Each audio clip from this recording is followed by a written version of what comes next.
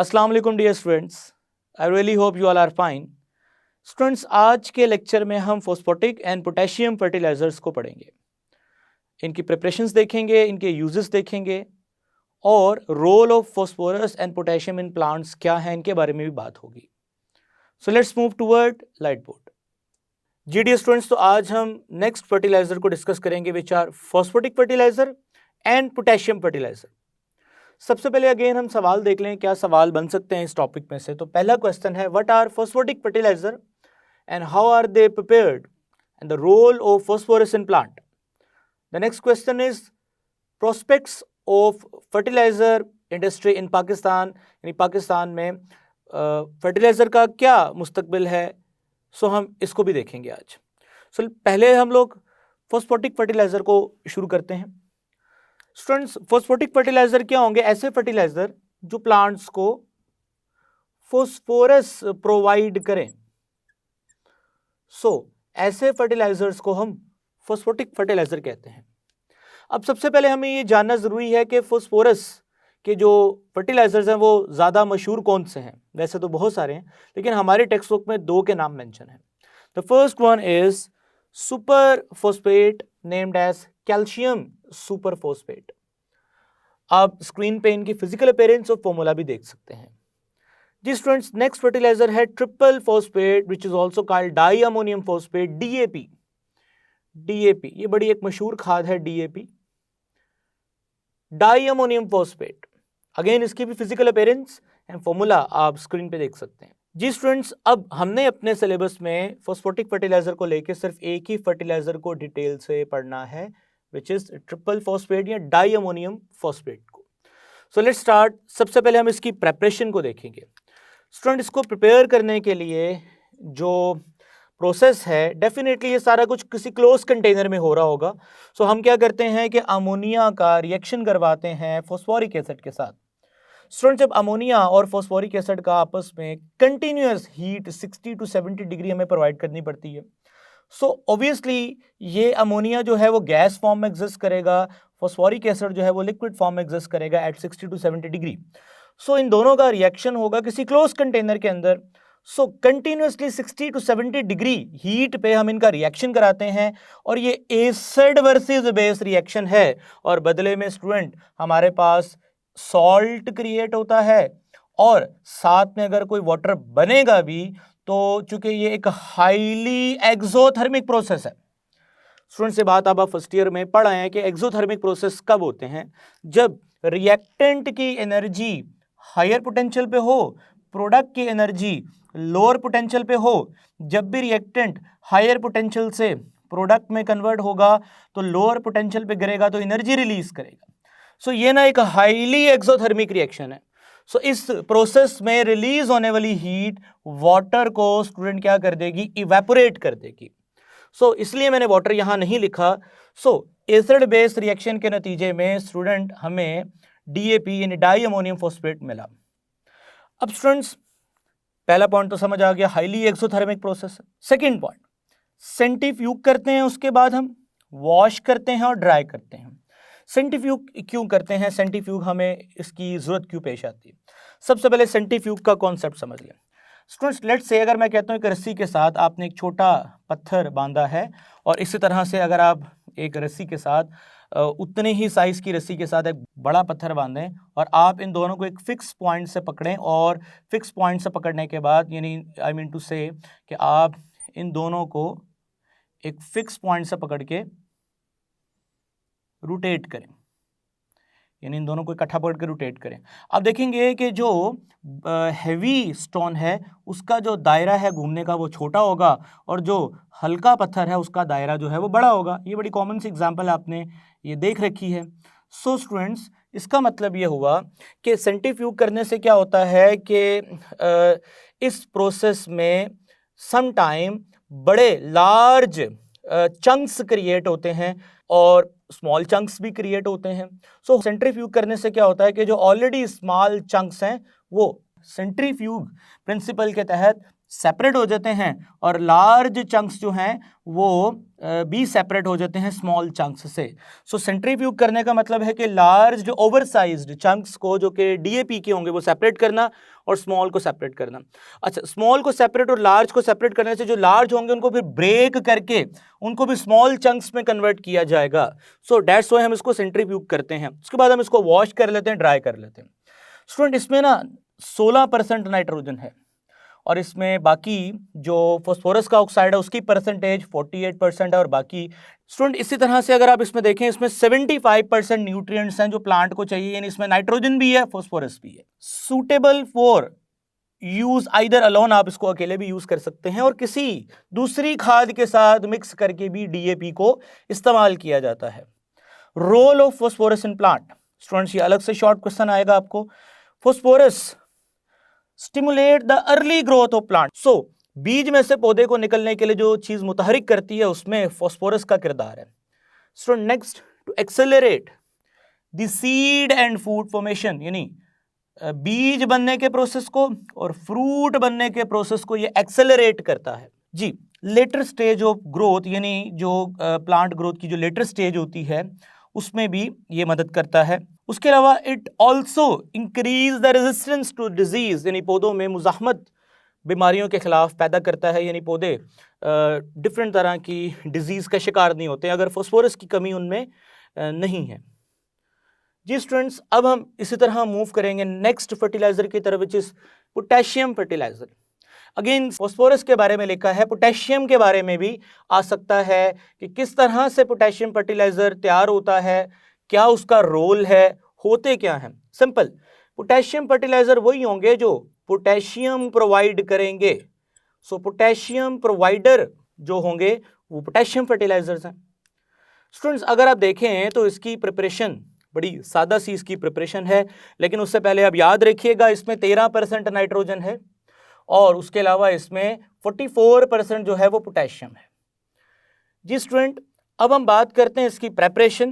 Preparation में क्या करते हैं, एक्चुअली इसका प्रेपरेशन देखें तो इसमें हम NaNO3 यानी सोडियम नाइट्रेट का, KCl दोनों का पहले एक्वस सोल्यूशन तैयार करते हैं और दोनों को फिर हम इकट्ठा मिलाते हैं और ये एक डिस्प्लेसमेंट रिएक्शन होता है या डबल डिस्प्लेसमेंट भी बोलते हैं इसको। होता क्या है यहाँ पे स्टूडेंट्स, ये पोटेशियम जो है ये नाइट्रेट के साथ मिलकर क्या बनाएगा, पोटेशियम नाइट्रेट, और Na जो है वो Cl के साथ मिलकर क्या बनाएगा, NaCl। आयंस ने अपने आप को ना अपनी प्लेसमेंट चेंज कर ली, बदल ली है, या इसको हम रिप्लेसमेंट रिएक्शन भी कहते हैं, लेकिन बुक के मुताबिक हम इसको डबल डिस्प्लेसमेंट या इसको डबल डीकंपोजिशन रिएक्शन भी कह सकते हैं। जी स्टूडेंट्स, तो यहां मेंशन करना जरूरी है कि इस रिएक्शन के ना दो नाम आप रख सकते हैं जो बेसिकली ज्यादा टेक्निकल हैं।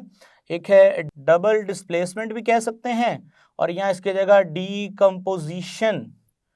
डीकंपोजिशन का वर्ड भी इस्तेमाल किया जा सकता है, डबल डिस्प्लेसमेंट और डबल डीकंपोजिशन रिएक्शन।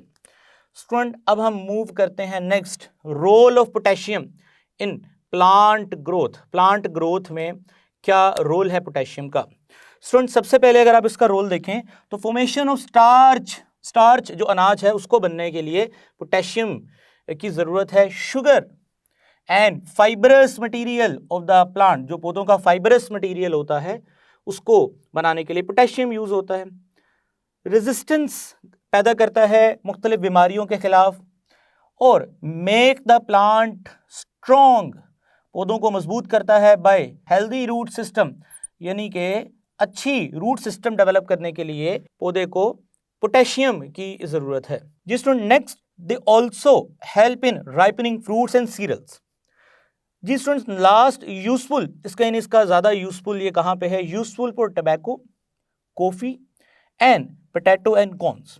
फसलों के लिए बड़ा ही ये यूजफुल है, यानी रिजल्ट्स इनके बड़े अच्छे देखेंगे। जी स्टूडेंट्स, दोबारा से प्रिपरेशन की तरफ आते हैं। रोल तो हमने देख लिया, सो प्रिपरेशन को मैं यहाँ से थोड़ा समझाना चाहता हूँ कि किस तरह से हम पोटेशियम नाइट्रेट, जो कि हमारी बुक में वाहिद पोटेशियम फर्टिलाइजर की एग्जाम्पल मौजूद है, सो कैसे बनता है। इक्वेशन तो बड़ी सिंपल है लेकिन उसमें कुछ प्रॉब्लम्स भी हैं, वो हम देखते हैं। सबसे पहले स्टूडेंट हम करते क्या हैं कि जब हम ये रिएक्शन करवाते हैं कैटल के अंदर, सो फर्स्ट ऑफ ऑल हमने सोडियम नाइट्रेट और KCl को उसमें ऐड किया था। सो इन दोनों के ऐड करने पे होगा क्या कि KNO3 बनेगा जो कि सॉलेबल फॉर्म में होगा, KNO3, और उस KNO3 के अंदर हमारे पास NaCl की स्टूडेंट्स क्या बनेंगी, क्रिस्टल्स बनेंगी। सो NaCl की क्रिस्टल में से ये रन थ्रू करेगा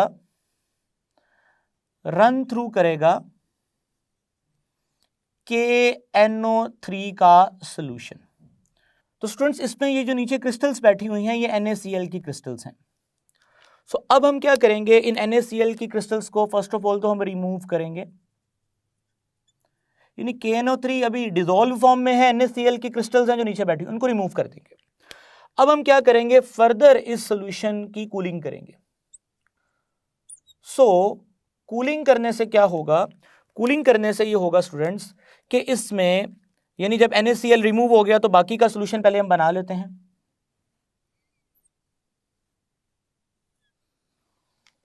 सो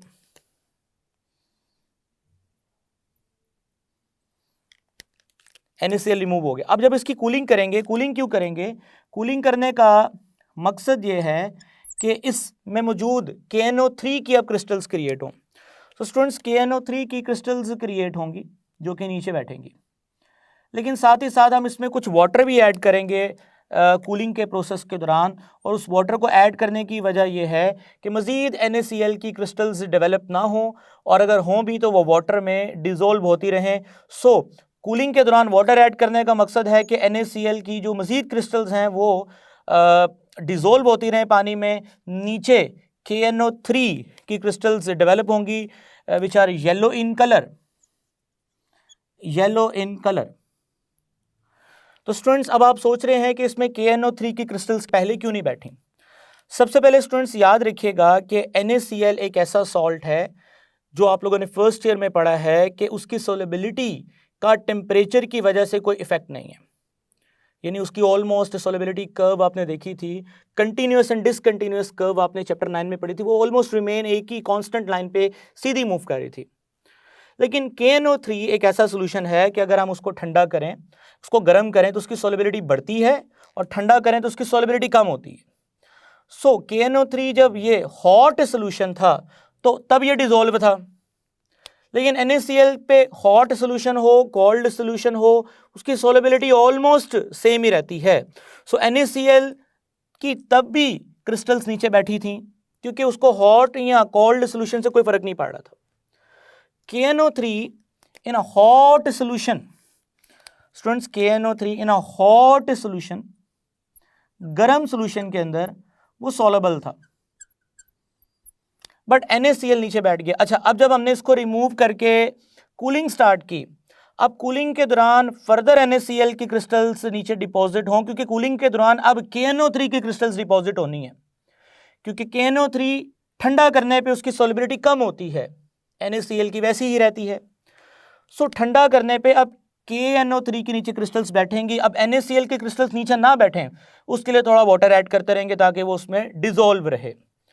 सो हम क्यों वाटर ऐड करते हैं, किस तरह से KNO3 को NaCl से बचा के निकालते हैं, ये सारा मेथड मैंने आपके साथ शेयर कर दिया।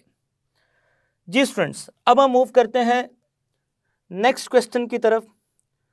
फर्स्ट क्वेश्चन जो कि फास्फोरस और पोटेशियम दोनों के लिए बन सकता है। अब नेक्स्ट क्वेश्चन है prospects of fertiliser industry in Pakistan.